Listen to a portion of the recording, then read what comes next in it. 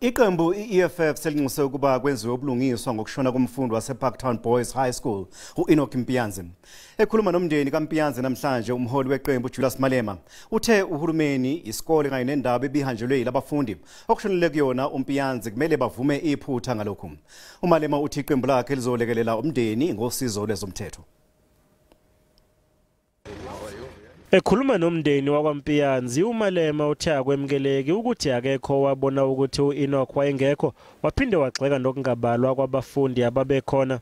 uMalema unikezele umndeni isiqiniseko sokuthi bazolithola iqiniso ngokushona kukaEnoch.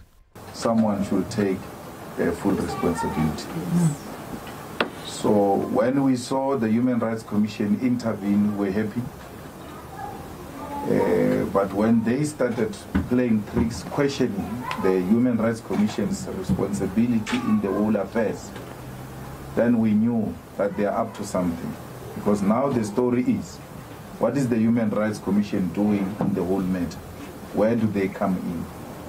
So it means the role of the Human Rights Commission is going to be debated before we even get into the real issues.